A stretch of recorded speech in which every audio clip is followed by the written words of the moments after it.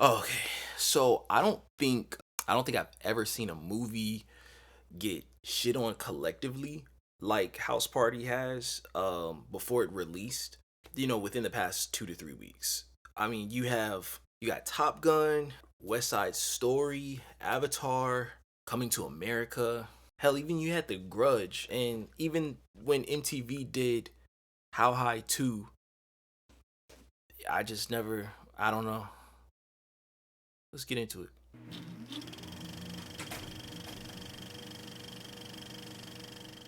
Yo, what's poppin' YouTube? It's Q, back at it again. Another Q Reviews. You already know. Today we're gonna review House Party. I'd like to say that House Party is a reimagining of the film that has the same name that released in 1990. And so first, let's cut the shit. Let's go ahead and get into it. I'm just gonna answer the questions to get it out the way. No, it's not a sequel. It's not a sequel to the other 4 or 5 house parties that dropped. Yes, Kid and Play is in the movie. Yes, they do the dance. They do the dance. Yes, it's a pretty solid movie. It's a pretty good movie. And finally, no, it's not as good as the original.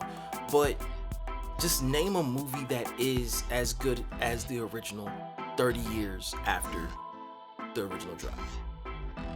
Besides Top Gun Maverick, because it's Top Gun Maverick. Now that we got that out the way, it's real simple. Do you like movies? Do you like black movies? Do you like party stoner type movies? Do you just want to have a good time? Yes is the answer to that, then you're gonna like this movie. If no is the answer to any of those questions, then you're not gonna like this movie. Simple and plain. But I'll tell you some of the things that I did like. So what I liked about this movie, the first thing, the cameos just really carried the movie. And I had no problem with that. You see Kid Cudi, Anthony Davis, Lena Waithe, you see Lil Wayne, Bill Bellamy, Tinashe, and so many more. But you also get to see a really good scene of LeBron, which I was not expecting. I know that he was a producer. I know that his company Spring Hill produced the movie, but I did not expect him to be in the movie.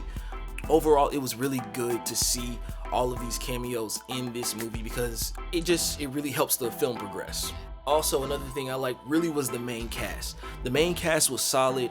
Jacob Lattimore and Tosin Cole played the main characters, Kevin and Damone.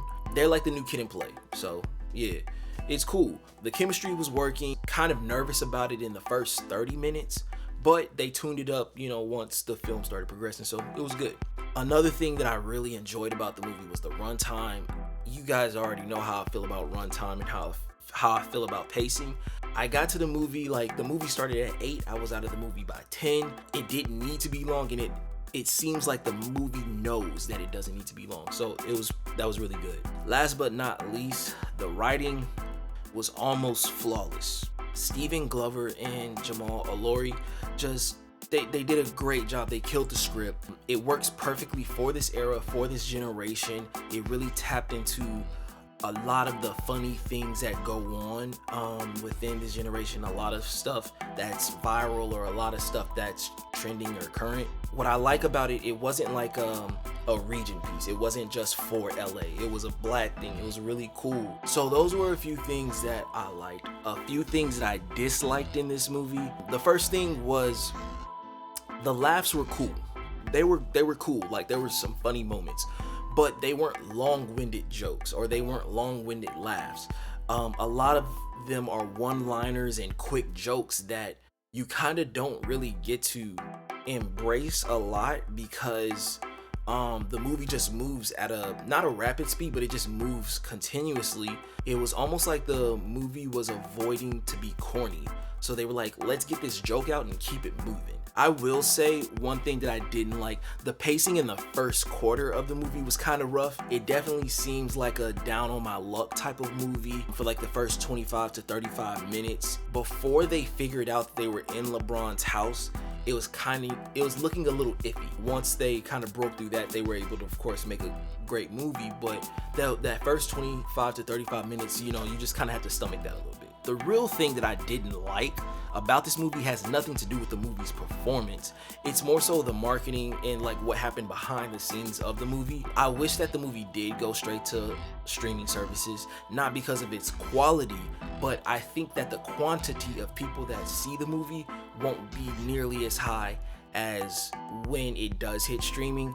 Like I said in the intro, it's just so many people like kind of shitting on the movie before even watching it. They just don't like the idea of House Party being touched. So I think that's going to keep a lot of people away, whereas if it went straight to streaming services and people kind of saw it, you know, on its opening weekend, I think that this could be such a big movie for the culture, for this generation, for comedies as well. Overall, it's just a pretty good movie. So overall, I give the movie 8 out of 10. Comment in the comment section. Let me know, have you seen House Party? And let me know what you think of House Party. As always, this is Q from Q Reviews. Thank you so much for watching. Thank you so much for tuning in. If you're new to the channel, go ahead and hit that like button, hit that subscribe button, hit that notification bell to be informed with all new videos. As always, stay safe, be kind, tell someone you love them. Until next time, it's Q from Q Reviews.